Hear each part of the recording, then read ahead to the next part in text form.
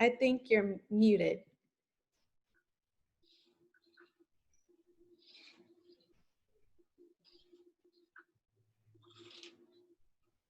Sorry about that. Yeah, I thought I was so smart in muting myself. So thank you, Ernisha, for the introduction, and thanks for having me. I'm glad that you guys are here tonight, and I hope that you'll find some new information. And maybe it'll help kind of affirm some things that you already knew. But as you said, Ernisha, resumes are kind of like a living document. So it's something that we will have to continually update. I had to send my resume yesterday to someone, and I already had to update it. And so it's just kind of a continual process. But just to kind of start off, Walt Disney once said that if you do what you love, you'll never work a day in your life. And so I hope that all of you consider this when you're looking for careers and occupations that you might be interested in. And while it's not necessarily true that everyone loves their job who loves their job every single day, it does make a difference in terms of being able to have an enjoyable experience. And I'm lucky because my passion is helping college students pursue who they are and who they're meant to be. And part of that is the development of things like understanding how that affects your career development. So tonight we're going to discuss resumes, cover letters, and interviewing tips.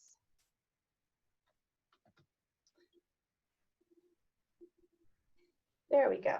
Okay, so one thing about resumes to consider is that there are lots of different ways that a resume can look. There's not one specific format. And so there's certain things that we have gotten feedback from employers that we know to tell students to use on their resume. And so you can always look at sites to get ideas. We do have Optimal Resume on our website, and that's something that you can look at. Canva has some nice options if you're in the creative fields and your resume can be more creative rather than more basic, and so that's something to look at. But I would recommend that you don't use a template when you create a resume because it will get into issues of being able to be read by what's called applicant tracking systems or artificial intelligence. So things like tables and symbols don't always translate well with applicant tracking systems. So that's something to think about. One thing that we've learned from employers is that they typically suggest a very basic layout. The following are suggestions that we make for students when they're creating the resumes. For the most part, it really needs to be a brief document. So for most people, that's going to be one page. If you're a graduate student or you have lots of years of experience, that changes that, and it could possibly go to 2 pages. But the reason that we recommend that it stays to 1 page is because the typical resume will get between 6 to 20 seconds for the employer to view it, and that's not very long. And so if we keep it to 1 page and we keep the highlights on that page, hopefully yours will get viewed. And so that's the intention of it. Be sure to tailor your resume for each job that you apply for. And so this is something that a lot of students don't really think about. They think about just having one resume that they can send to lots of different positions that they want to apply for. But it's really important that you look at the job descriptions and you pick out keywords, qualifications that job is seeking, and that if you have those qualifications, make sure you list that on your resume.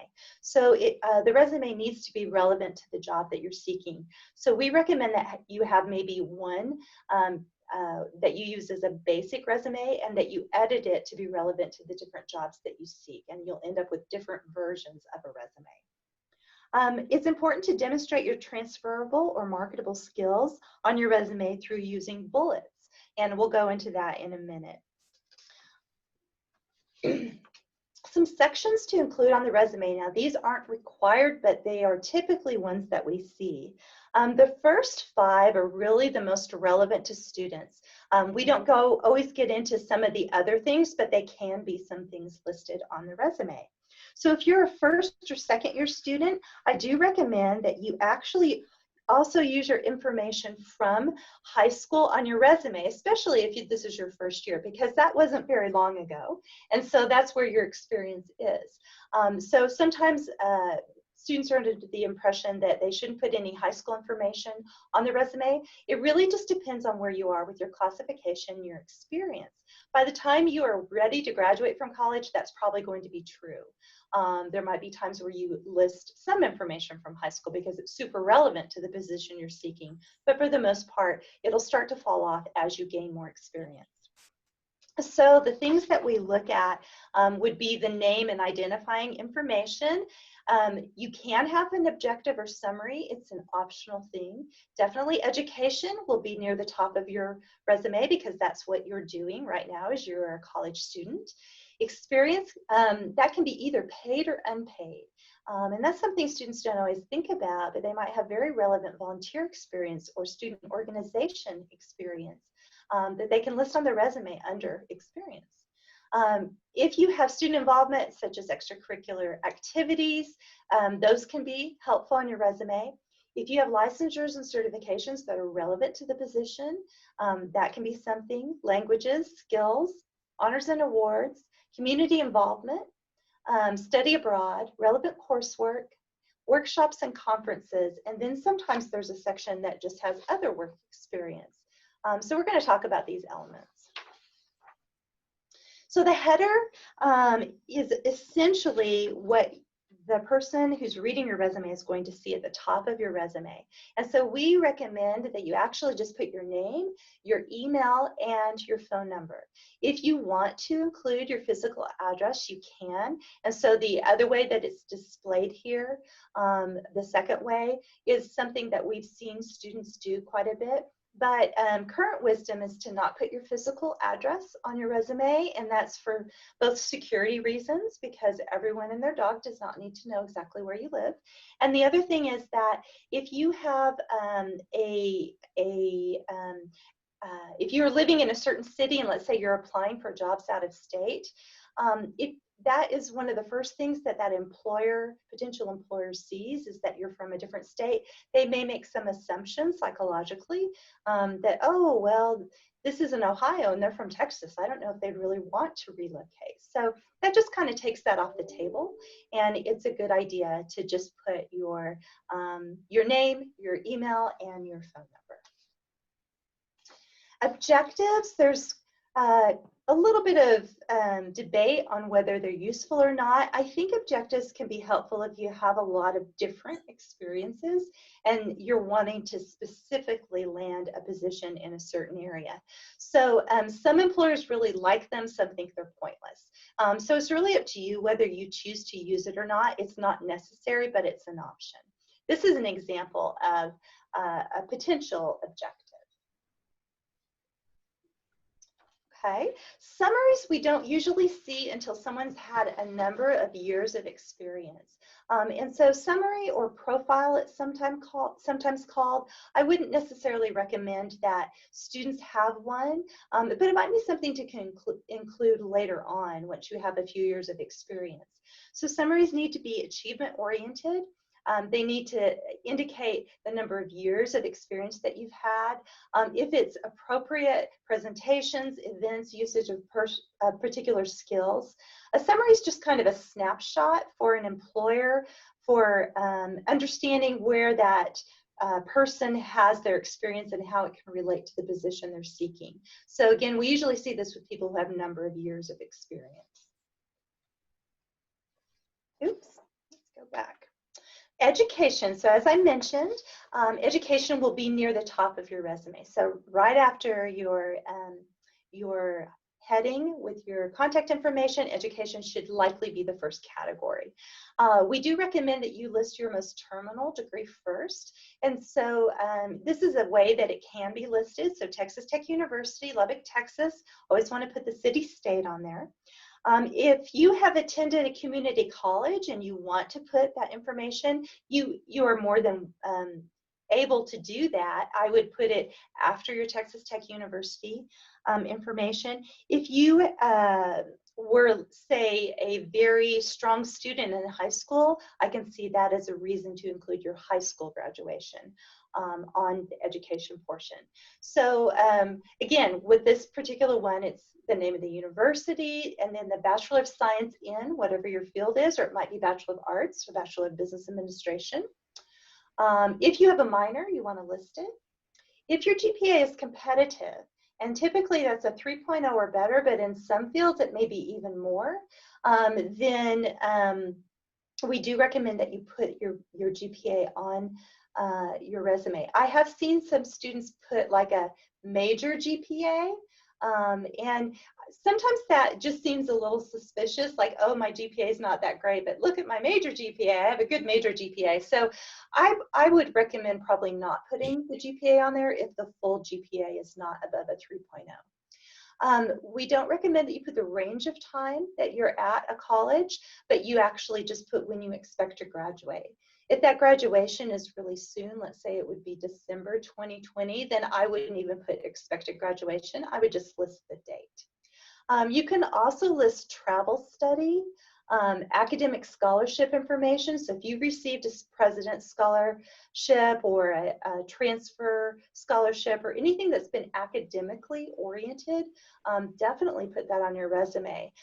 You can also put, if you've been on the President's or Dean's list, you can indicate that by semester and year. So those are other elements that can be listed.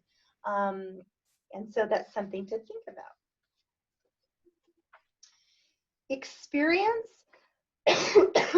So one thing to think about is be sure that when you're relating your experience, you're thinking about it in terms of professional language and not casual language. As I said before, your experience can be paid or unpaid. So if you have significant relevant experience in a role as a student, in a student organization or in a volunteer role, then consider listing it under the experience category. If you don't have any experience, then now's the time to maybe start seeking some experience opportunities. Employers really like to see that their potential employees have work experience. They like more relevant work experience, but that's not always possible. But landing your first job is usually the hardest one to land. And once you have a first job, it's easier to get other jobs. So if you have not experienced working, I think that that's something to think about. Internships are another way to go about that. In fact, we're having a webinar on Thursday about micro internships that we offer through the University Career Center and Parker Dewey. And these are just short-term 2 to 8 week academic projects that are for companies, and they're paid internships that can give you, real-world experience. So look at those types of opportunities and see how you can enhance your resume with that. Typically, the way that it's listed is either in reverse chronological, starting with your most recent experience and moving backwards, or it's in a functional way where you're just listing your most relevant experience, and it doesn't necessarily have to be reverse chronological. We do recommend you list the company name and the location, and then your position title and dates. And I do see sometimes students will put the position title before the company name, and that's fine. And play with the formatting. You might want to put your position title in bold and italics. You might want to put the company name. If it's a really well-known, reputable company, you might want to put that in bold. So think about those types of things when you're explaining that. It's important to use action verbs that indicate marketable skills, and we'll talk about that more in a minute, that you quantify your experience with things like percentages or numbers, and that you use achievement-oriented bullets. And so bullets are recommended over paragraphs because they're very easily read by employers. So for a bullet, an example for the formula is that you take an action verb plus an example plus the result. And if you need help with understanding how to do bullets, you can either see one of the career counselors at the University Career Center. We can help you with that.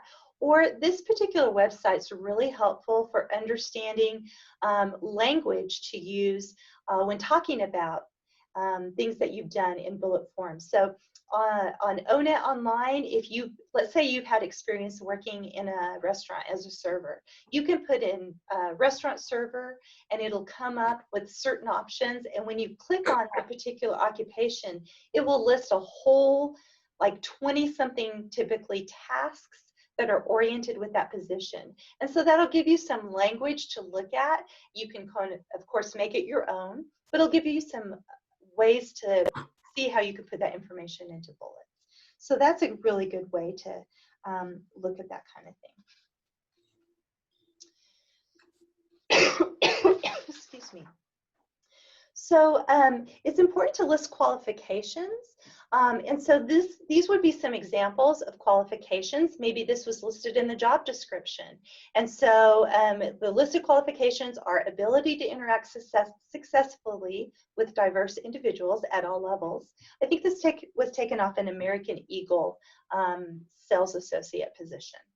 And then the other one was ability to multitask projects with equal priority, anticipate issues, and provide creative solutions.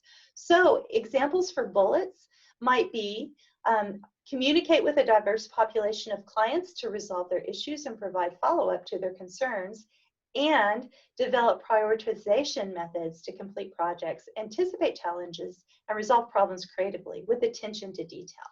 So an example of quantifying that, like if you had experience already working with clients or with customers, you could talk about the number of customers that you saw or the types of customers issues that you helped resolve. And so that's a way to quantify or qualify your bullets. Okay, I'm going to pause here. Are there any questions? I'm not sure I can see it through this chat, so Arnisha, you may have to help me with that. As of right now, there isn't any questions, but please feel free to post any. Okay, so we'll move forward. So other things to think about are extracurricular activities or involvement. And employers like to see this because it shows that you're well-rounded. So think about departmental, like if you've worked as a research assistant or you've worked for a department. Think about academic organizations, honor organizations, and think about social organizations. You can go into detail with these. Let's say you don't have a lot of work experience and you want to expand, that's fine. But it's also fine to just list it very plainly like it has here with just the name of the organization, the role that you had, and then the dates. So this is an example how you might see it listed on a resume. Volunteer service is another category, and we recommend that students think about all the types of volunteerism that they've done. So even just one day of volunteerism is still volunteering. So it doesn't have to be associated with whatever organization or class you did that particular volunteer work for. So you can just list the name of the organization. This is an example. If you have maybe just like a couple of volunteer experiences and maybe one social activity or student involvement, you could have a section that's just called involvement, and you can combine the two. So that's another way. Again, there's not one way specifically to do a resume, but that's something to think about. That's something you can do. Be sure to list if you have proficiency in more than one language. I have seen students highlight that they're multilingual or bilingual, and you can have a section where you talk about languages, or you can, I've actually seen it listed near the top of the resume where a student has put it in italics and kind of centered it right under education so that it's really near the top of the resume and you see that. And it's not really listed under a category, it's just kind of listed right underneath education before experience. And that's a nice way to kind of get the reader to look, oh gosh, look, I'm bilingual. It's important to list your level of proficiency. So this is an example. You might be bilingual in English and Spanish and conversational in Russian. So whatever that proficiency level is, do indicate that if you list your languages. Honors and awards. So if this is not listed under education, you can put scholarship information here. Any academic awards could go here. Try to name accolades from your college years and not your high school years unless it's super appropriate. So for example, one of my daughters was involved in cheerleading. She still does some of that through a all-star team, but she was in a gym when she was in high school, and she actually got this big award. It was out of 400 athletes, and she got like the coach's award. And so she maintains that on her resume because she's interested in coaching, and she's interested in working in the sports industry. And so that's relevant, even though it's something that happened before she started college. So that's something to think about as well. Skills is a section that we see sometimes used sort of as a filler. Maybe someone doesn't have a lot of experience and they're not really sure what all to put on their resume, and we see a lot of soft skills, and there's nothing wrong with putting soft skills on your resume, but I would recommend that if you have other content that you use that and you communicate your skills within the way that you create your bullets.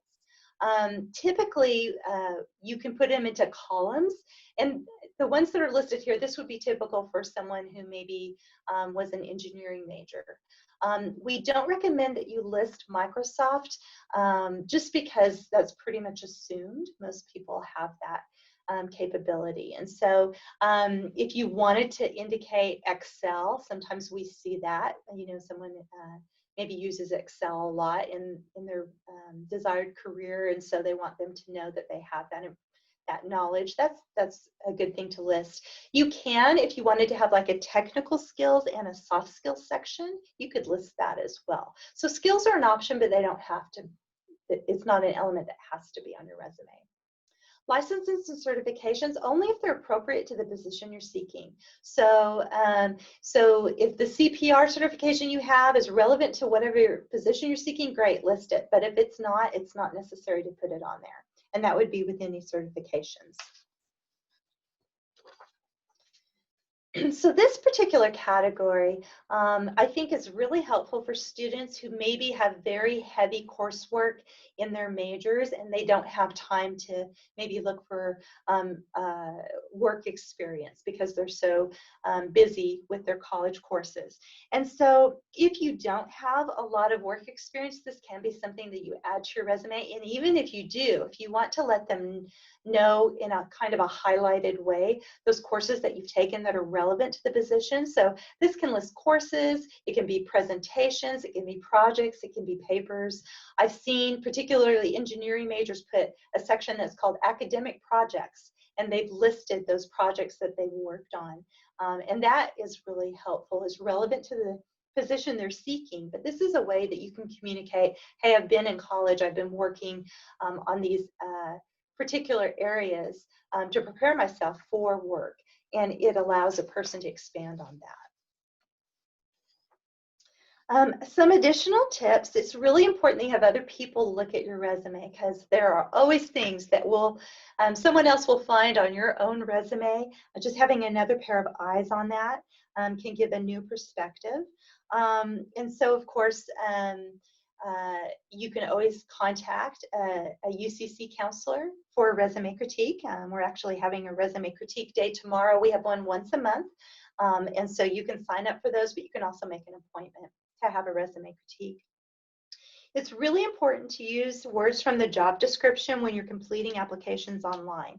So I mentioned the applicant tracking system. So essentially, most companies that will have an online application process use an applicant tracking system. And it's simply artificial intelligence that is going to scan resumes before they even get to a person.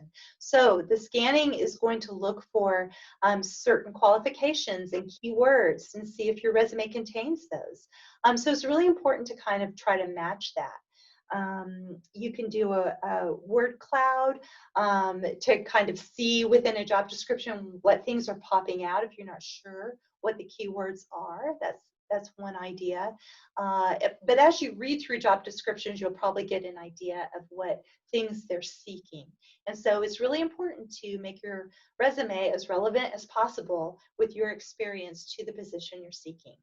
If you're going to print out your resume, we do recommend that you use resume paper, not cardstock. It's a little bit thinner and in a conservative color like white, gray, or ivory. And always use consistent formatting. So if you are italicizing your job title on one, then italicize all of your job titles. If the dates are listed on the right side of the resume, make sure that all the dates are listed on the right side of the resume. So just be consistent. If you use periods at the end of the bullets, use them on every bullet or none of the bullets. So it's that kind of thing. And that brings us to cover letters. So cover letters, sometimes students are confused on how to write cover letters because they've never done one. And so I think that's a valid point. So the idea with a cover letter is that it is a one-page short letter. Some employers will require cover letters and some don't care anything about it. I was on a job search committee for a different university that I worked for, and we required cover letters. And in that situation, if someone didn't provide a cover letter or it wasn't a good cover letter, we didn't even look at the resume. So they can be a really important facet or not important at all, just depending on what the employer is seeking. If the employer says it's optional, I would encourage you to go ahead and provide one. If they don't ask for one, then I would not provide them one. So we do recommend that you use the same heading on your cover letter that you use on your resume, because that way if they get separated, they can be put back together easily. It's important to talk about how you learned about the position and to expand on your experience and knowledge and qualifications in terms of how you can help them and how you can fit the position that you're seeking. Sometimes students will talk about how much they can learn from an experience and how it will help them grow into things that they want to develop, but that's not what employers are seeking. They're actually seeking to find out how can you help me. The only difference would be if you are applying for an internship, then that's a learning experience, and that cover letter would look a little bit different. So the first paragraph, essentially introducing yourself, your how you heard about the position, what you know about the company, why you think you'll be a good fit, and then expanding for the next 2 paragraphs on your education, your experience, and knowledge that's relevant to the position. It's not a repeat of the resume. It could be expanding on something in the resume, or it could be expanding on experiences you have that you didn't list on the resume. So that's a possibility. And then at the conclusion, it's important to thank them for their time and ask them for an interview. So we also recommend that you put your cell number and your email also in that concluding paragraph, because it makes it really easy for them to just look at that and go, oh, I can call this person at this number. So those are things to think about with a cover letter. We do cover letter critiques at the University Career Center as well, so just keep that in mind. So as I mentioned at the beginning, you know, resumes are living documents. Like they are something that we are continually doing, but at some point it's really important that we get to that point of being done. So I like this quote by Ralph Waldo Emerson. He encourages us to finish each day and be done with it. You've done what you could. Some blunders and absurdities no doubt crept in. Forget them as soon as you can. Tomorrow's a new day. You shall begin it serenely and with too high a spirit to be encumbered with your old nonsense. So maybe that will encourage us to, you know, just leave it alone and come back to it later, have someone else look at our resume, and just understand that it's a work in progress. So that concludes the resume portion. Do you guys have any questions?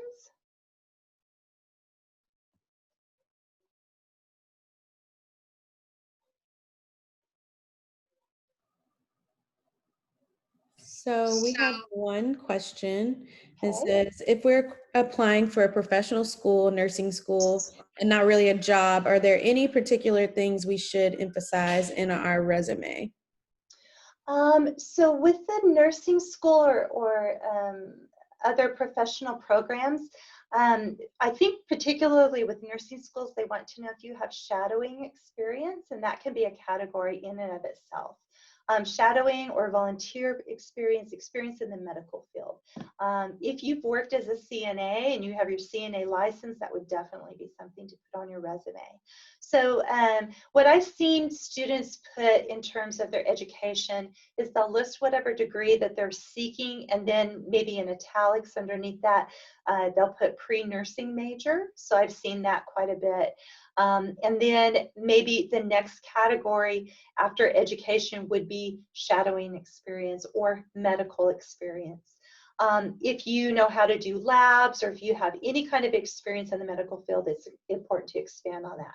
However, I will tell you that my understanding with our experience with Texas Tech's nursing program is they don't necessarily require a resume. Some programs do. In the past, they haven't. The last few semesters, they've been looking at the application and the interview, but not so much the resume. So that's something to know. Good question, though.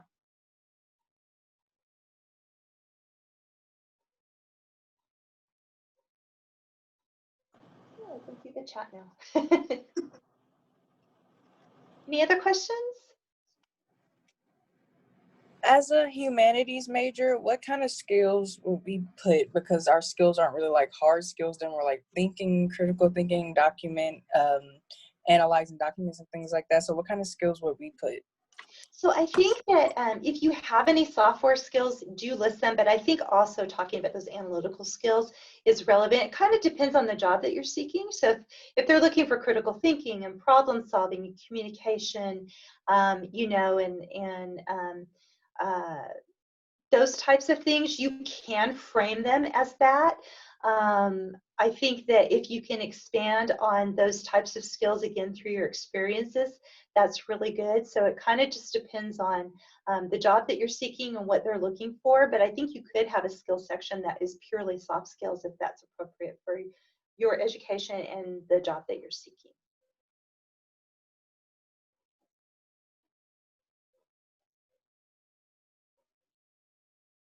Are there any other questions?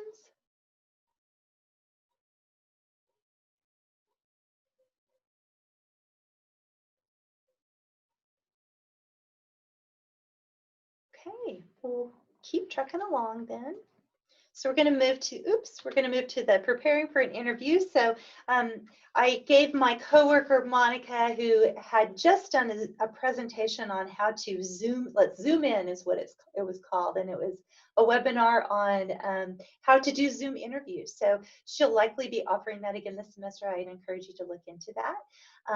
But yeah, preparing for an interview is what we're going to talk about. And the first thing that I did want to talk about was the elevator pitch.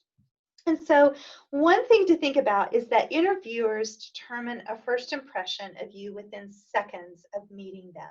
So first impressions are lasting impressions, and it's really important that you put your best foot forward and that you be prepared. So we recommend that students think about their elevator pitch. And the whole idea behind this is that, let's say you were at a conference and you got into an elevator to go up to your hotel room, and lo and behold, the CEO of the company that you dream to work for is actually in the elevator, and you know who that person is, and you want to introduce yourself to them. So in 30 seconds or less, it's important to be able to communicate who you are, what you're doing, and how you can be an advantage to that company. So this is Red Raiders elevator pitch, and he includes his who he is, that it's nice to meet the other person, what kind of degree. Oops, he already graduated. Sorry, I need to update this slide. He'll graduate in May 2020. That he's a member of X organizations and volunteers with campus organizations and promotes student involvement. He also works as a research assistant for the biology department. And I'm very interested in your company's involvement in environmental research and believe I will bring the skills of research, leadership, and community involvement to your organization. So the idea is that you talk about who you are. One of my colleagues, I really like how she communicates this, because I think this is a really easy way to think about answering this question. Think about where you've been, where you are now, and where you want to be.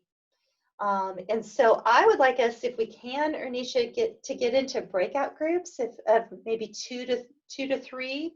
And I'm going to leave Raider Red's slide up, but I'd like you guys to practice your elevator pitch. And the reason that it's important, other than being able to talk about yourself in those types of situations, is that the very first question you're going to be asked in an interview is almost always, tell me about yourself. And it is an extension of your elevator pitch. So it might be a little bit more information, but essentially it's the same answer. So it's important to have a thought out answer, but not memorized. So I'd like you guys to take a few minutes just to practice that.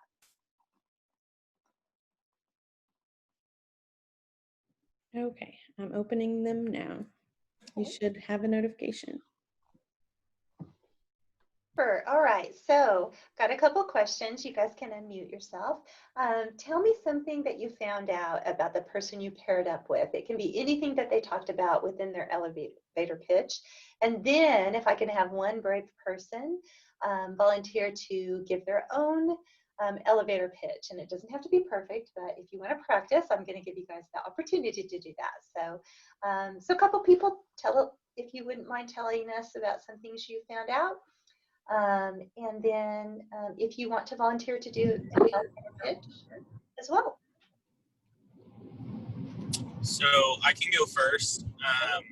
Apologies for not having my camera on. I was in a group with Ishmael and Lindsay. Lindsay was a McNair scholar, and she's also a chemistry major, and she has over a year's experience in a research lab. Very good. Thank you. Thank you for sharing.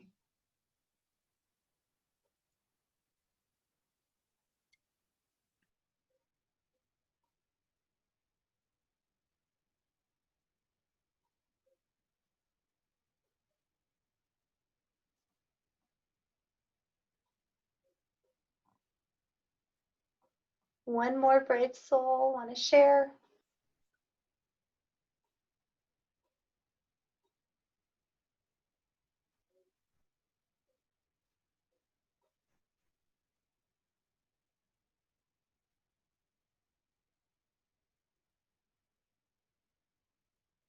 Or if you want to give your elevator pitch, that can be an option.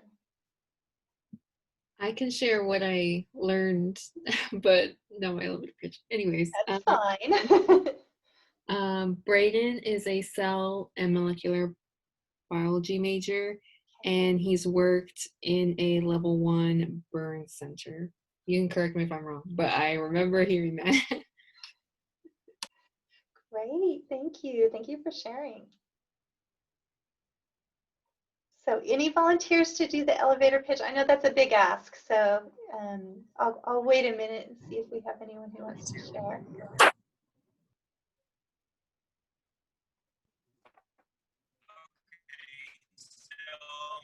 name is Braden Galvan. I'm currently a biology major. I have undergraduate research experience with Dr. Siddiqui and his team at the Center for Infectious Disease and Tropical Medicine.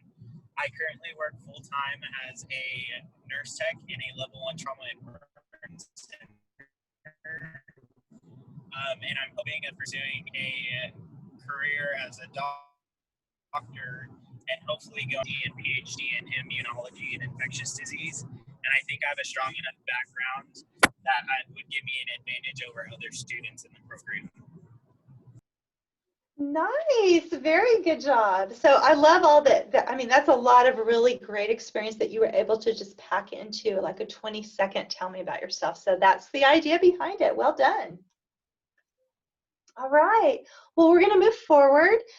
So we talked about that tell me about yourself question. What are some other interview questions that you guys have experienced as being typical interview questions or that you think might be? What are your strengths and weaknesses? I'm sorry, say that again? What are your strengths and or weaknesses? Yes, for sure, yes. What else?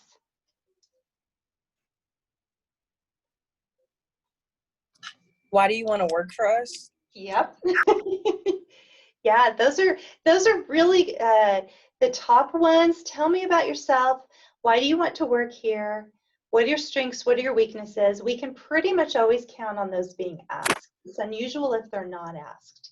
And beside that, we're not always sure what will be asked. So I'm going to address a little bit in terms of how to answer that. So with the strengths, we recommend that you talk about 3 or 4 strengths and that you give an example that incorporates either all of them or 1 or 2 of them. So sometimes I'll have students list off strengths, but then they won't give any examples. So it's important to give an example to give some context for how you have that strength. So for an example, if I were to answer that question, I would say I'm efficient, good listener, and compassionate. I recently had a student in tears in my office during a mock interview, and I felt that I was able to show her compassion and help her understand that it was a safe space for her to have those emotions while I was still able to help her, coach her in terms of how to address those emotions in an interview setting and how to move forward with the interview. And so I think that just giving an example is a good way to communicate that. With the weaknesses, even if they ask about your weaknesses, we actually recommend you only talk about one and you talk about how you are improving in that area or how you've learned from it. So my typical answer for my weakness question, for example, is time management is my weakness. But I've learned over time to not do the last thing that I think I have time for and just move along to wherever I need to be. And I found that that's helped create enough margin where I have been able to manage my time more effectively. So that's an example of how to answer that. It doesn't have to be a hidden strength. Sometimes people think that. And it should be a genuine weakness. And I would not answer perfectionism because that's overused. So kind of keep that in mind when you're talking about that. For the answer of why you want this position, it's important to do the research about the company and find out why you really do want to work for that particular company. And so highlight what you know about the company and how you're a good fit when you answer that question. It's also important within an interview to have questions for the potential employer. So we recommend that you think about 5 or 6 questions that you can ask. You'll probably have time to ask a couple, but that way, if you talk about things that you're going to ask about, you're still able to ask them questions at the end. So it's always good to have questions for the interviewer at the end. Another way to prepare for interviews is by thinking about stories, especially if you're a writer or someone who likes to tell stories in general. It gives you an opportunity to expand in terms of things that you've done well. So think about certain areas of your life. Think of them as like buckets. So you've got your personal life, you've got your academic life, you've got your student involvement life, you've got your work experience life. And you probably have stories from each of those that can show you in challenging situations or in successful situations that you can talk about. And when you're writing about a story, it's thinking about the answer to questions like thinking about a way that you've overcome a challenge or a time where you had a lot of things to do and you had to prioritize your tasks, or maybe your typical way of dealing with conflict. So those can be prompts. You can also review lists of skills that employers state that they want within their job descriptions, and then think about stories that might come off from that. So communication, problem solving, thinking about topics where you could talk about stories. And so that can be, especially if you're a writer, a good way to prepare for an interview. Many employers will ask you what are called behavioral or situational questions. And so often they'll ask you about a time in the past or how you might handle a time in the future about a particular situation. And even if the question has a negative bent, so like tell me about a conflict that you faced recently, or tell me about a time you didn't accomplish a goal, that would be like a negative bent question. It's important to remember to end your answer on a positive note. So even if the situation that you're talking about didn't have a particularly positive ending, you can talk about what you learned from the situation or how you grew from it and how you might change things or do things differently. An example of a behavioral question is describe the most recent difficult situation you encountered in a class and how you handled it. And so again, this gives you the opportunity to talk about how you face challenges, your problem solving skills, your communication skills, your analytical skills, and it can give you the opportunity to really impress the interviewer based on your answers. We do recommend that you think about answering these questions through what's called the STAR method. And it's just an easy acronym to think about when you're answering questions. So STAR stands, the S is the situation. So think about the situation or T task that you faced. Think about your assessment or action that you took, and then remember to end it with your result. That needs to be a positive result. So I find that a lot of students will do the stuff, but they forget the R part. And so always end your story. Don't flesh it out and then leave us hanging. We want to know what the result was. So when you're answering a question that's behavioral, this can be an effective way. Also, when you're writing your stories, you can follow the STAR method, and that can help you flesh those out. These are some sample behavioral questions. And so the questions that you're asked within an interview, other than the first ones that we talked about that are pretty common, we really don't know often what you're going to be asked. And so sometimes we'll get hints from programs or from people who've interviewed, and they'll list online, or they'll email us about particular questions they were asked, and we get an idea that way. But the idea is that behavioral questions will allow you to kind of think through, and it shows the interviewer how you behave in a certain situation. It's important to practice, especially if you don't feel comfortable with interviewing, and most of us don't feel real comfortable interviewing.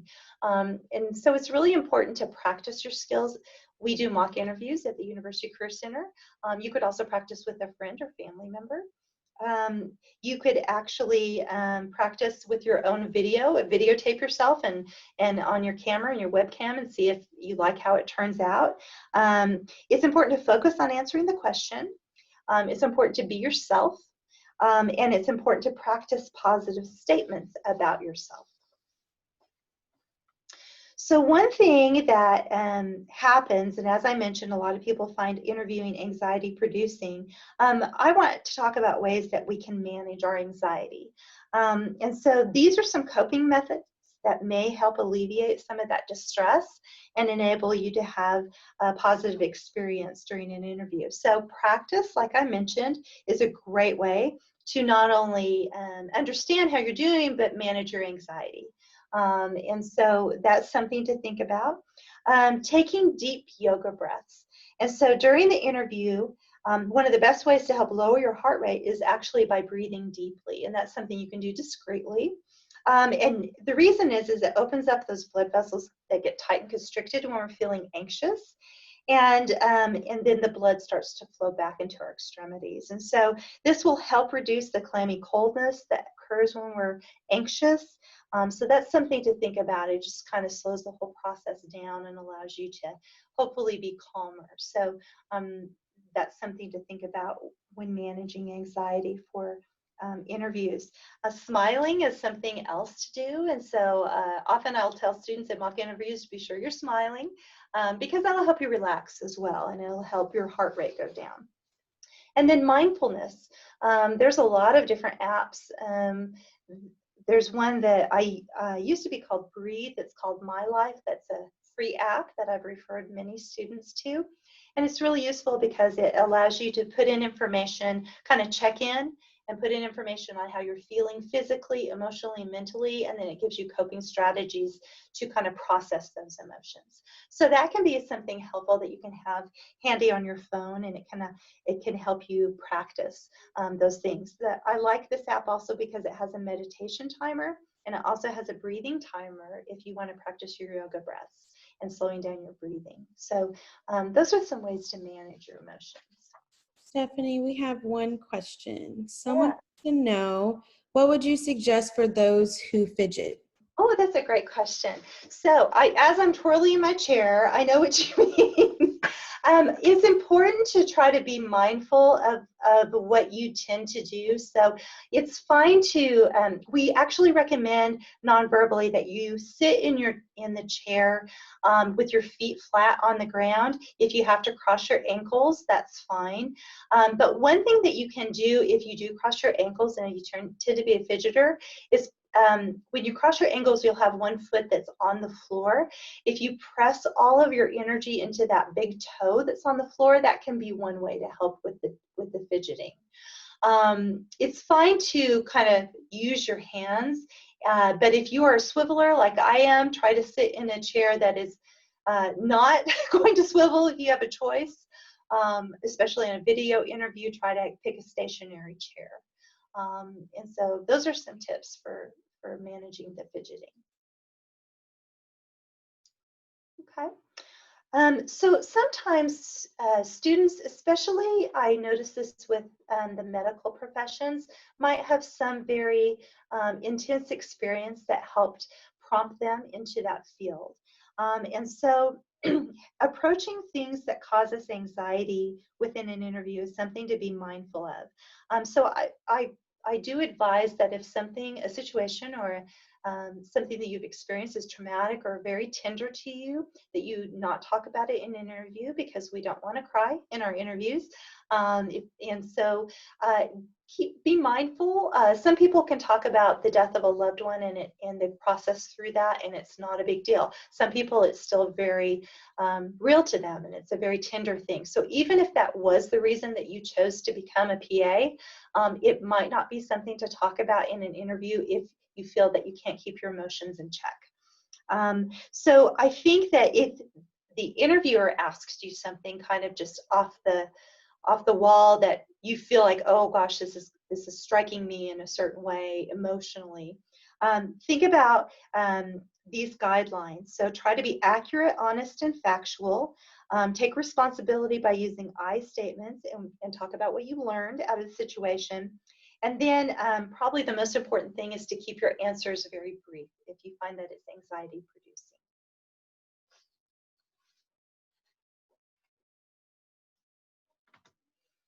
So nonverbal communication comprises up to 80% of communication. And so it's important to kind of think about those things like you're talking about fidgeting. And so that would be part of the nonverbal communications, but also things like when we used to do handshakes, but making eye contact, your facial expression, your posture, your attire, any type of self-soothing things people may do, like clear their throat or making certain sounds. That's something to be mindful of during an interview process. Also think about your tone of voice and how you're coming across. So it's important to be engaged and pleasant. And then power positions. I think it's important to remember that your confidence can be demonstrated through how you're taking up space in your chair.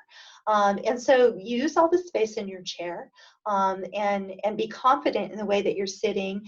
Try to keep your arms and legs relaxed and unfolded as much as possible.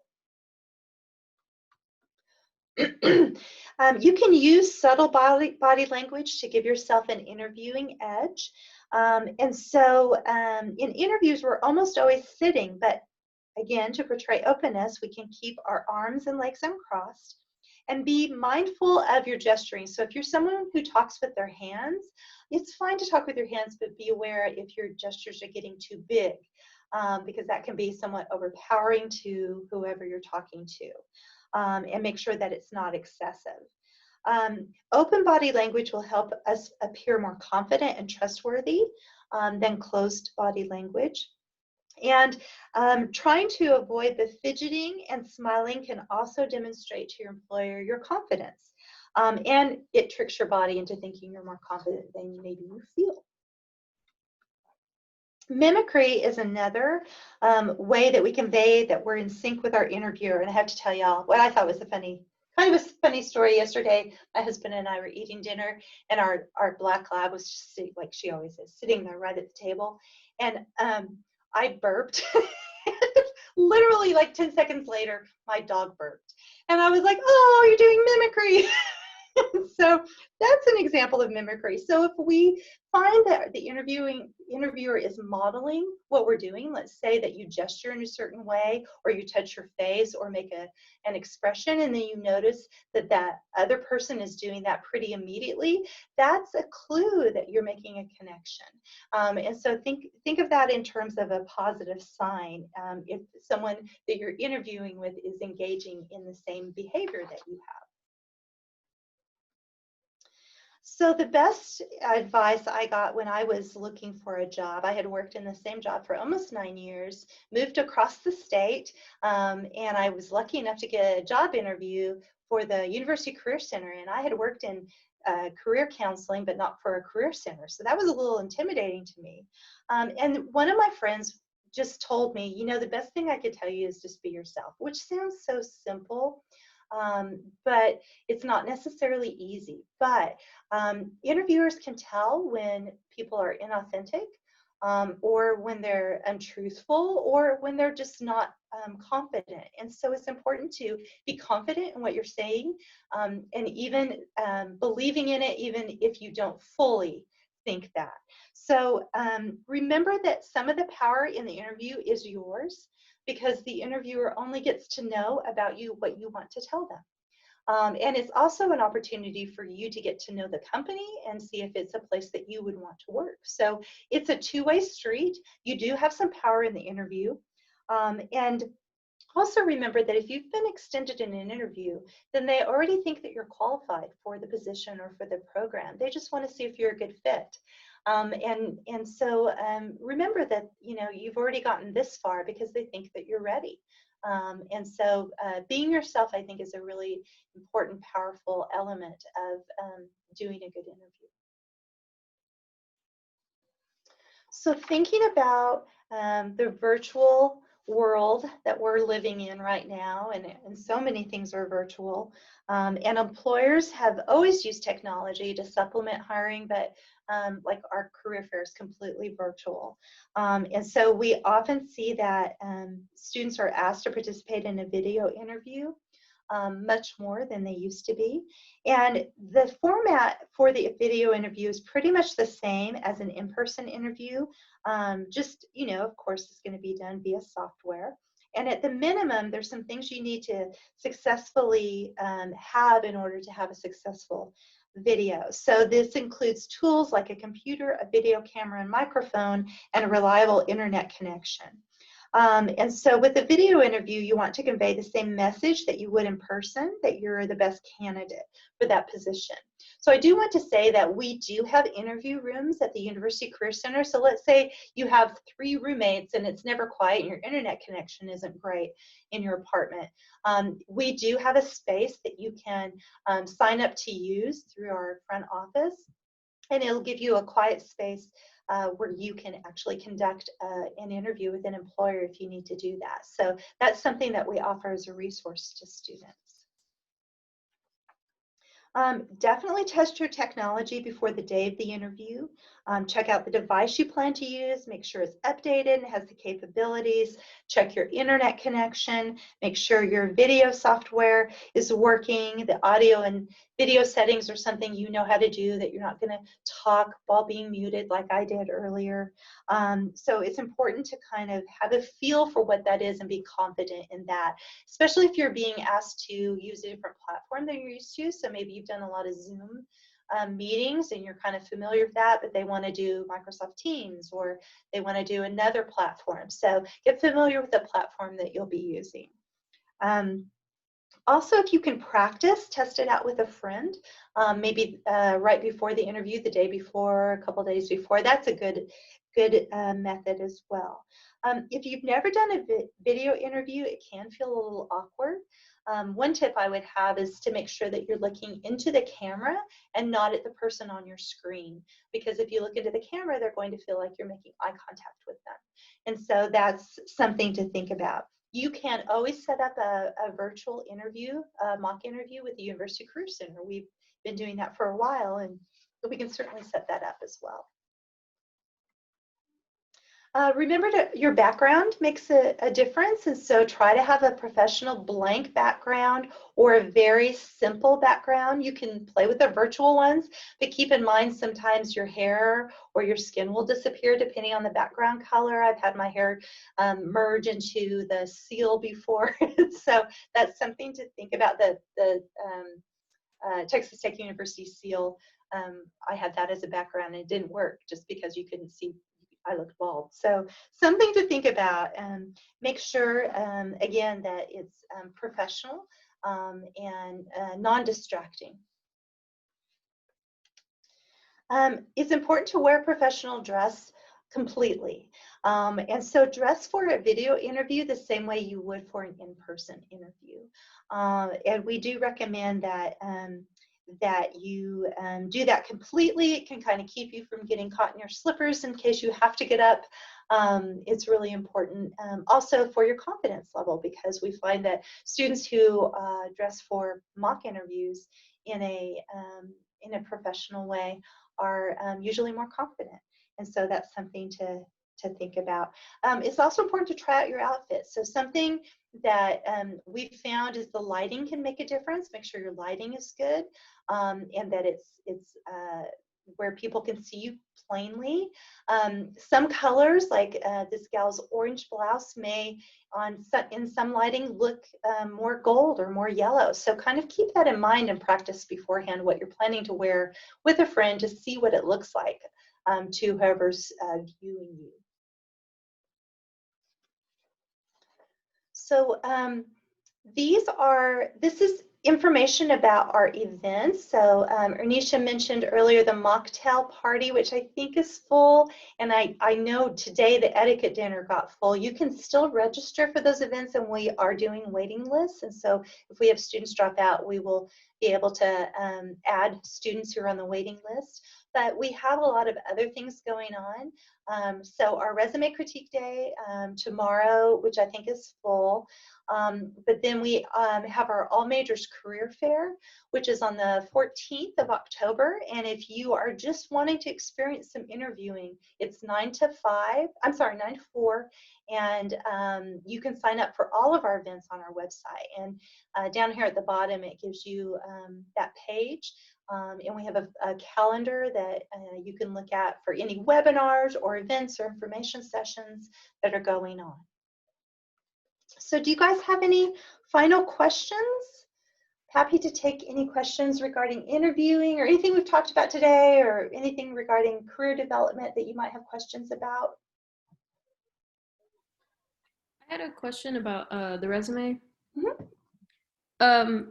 How did you say it's best to order, say one of your sections is volunteer service, and how would you order that? So with volunteer service, I probably would go in the same, like, kind of reverse, most recent to least recent, reverse chronological order. And so another way that you can also look at it in a functional way. So let's say that you've been really involved with the Boys and Girls Club, but you've only worked with the South Plains Food Bank a couple times. So if you've been really involved with it, you might put that as the most at the top of that section. You don't have to have dates on volunteer experience. You can, but if you're putting it within the experience category, you definitely would want to put dates on that. So either the most recent to the least recent, or the most relevant to the least relevant. Okay, and then like you said, is it not a good idea to put hours and dates with every section you may have on your resume? Yep. I see students put hours. I think that some programs, particularly in the medical field, might look at a certain number of hours. And so if that's relevant to the place that you're applying to, then I would put hours. Other than that, I would not. Same for scholarship amounts. We don't usually see that. Sometimes on CVs, which are a different document, sometimes people will put that amount, particularly in certain fields. That's something that they look at. Okay. Yeah, Thank you. good questions. I have a question. Sure. So I have like a interview on Thursday for like a potential internship opportunity, and how should I prepare for that? Great. So Thursday, so if you can get in with one of our career counselors and have a mock interview, that would be a great way to prepare for that. What kind of internship is it? It's for Kimley Horn. It's like a engineering firm in Dallas. Great, great. So yeah, we have questions that are focused. We can actually create a mock interview process that will be relevant to what you're seeking. So some typical interview questions, some behavioral questions, and then some engineering related questions.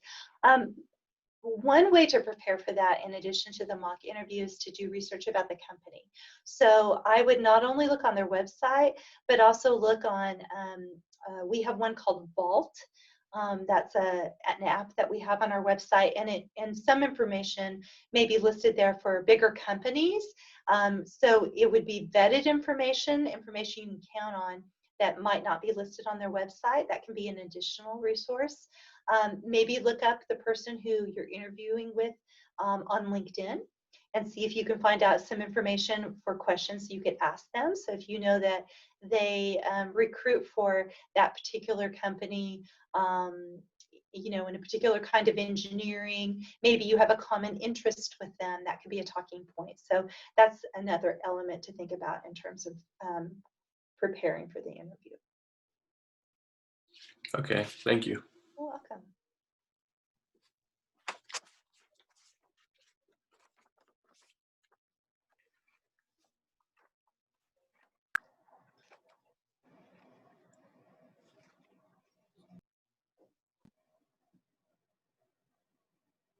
I have a question. Oh, Yeah. that's gonna- Earlier you spoke of micro internships. Is that information on the Career Center website, or would you send that in like an email or tech announcements? How do we get that information? Yes. Let's see. Let me share my screen and show you. It is on our website. Sorry, someone was talking about sharing your screen. You have to say you're sharing your screen. You just do. Still in the habit of saying, let me share my screen. Okay, so here's the University Career Center website. Move this. Yikes. Okay.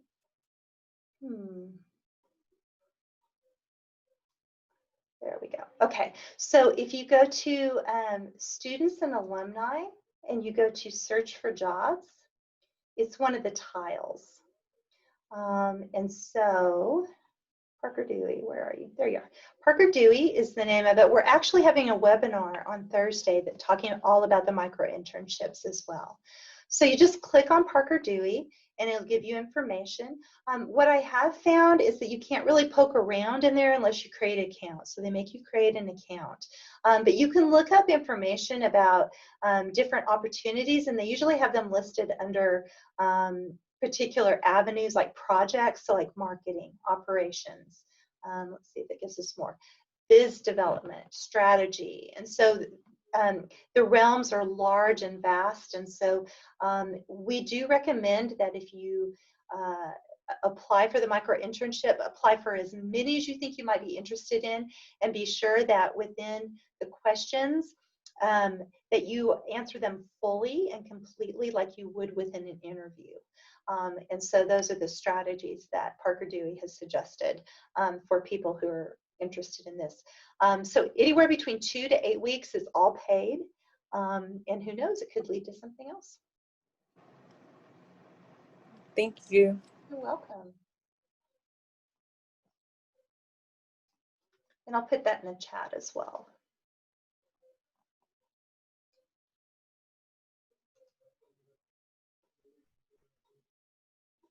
And what did you say the site was called to look up the companies? You said it was called Volt? Yes. And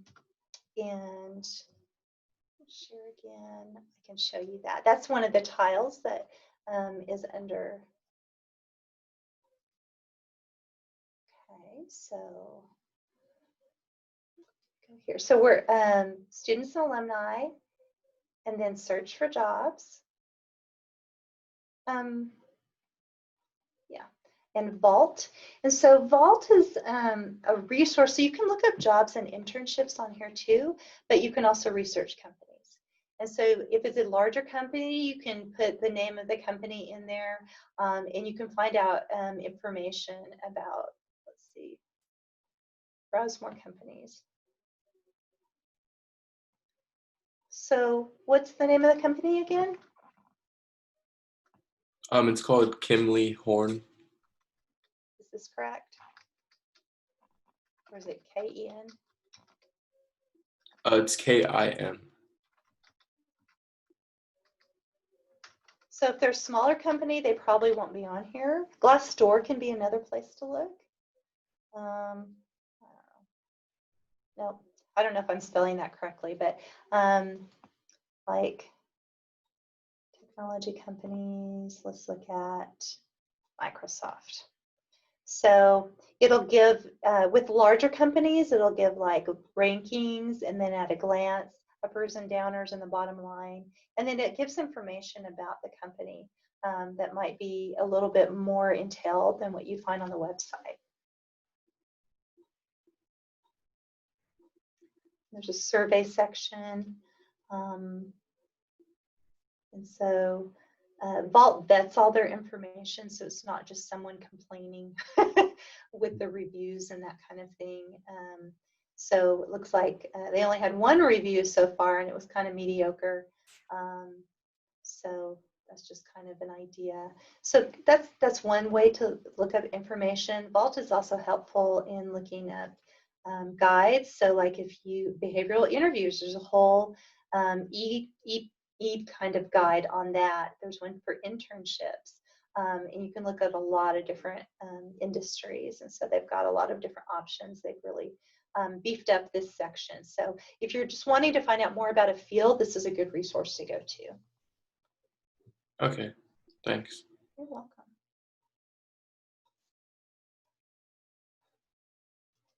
Any other questions?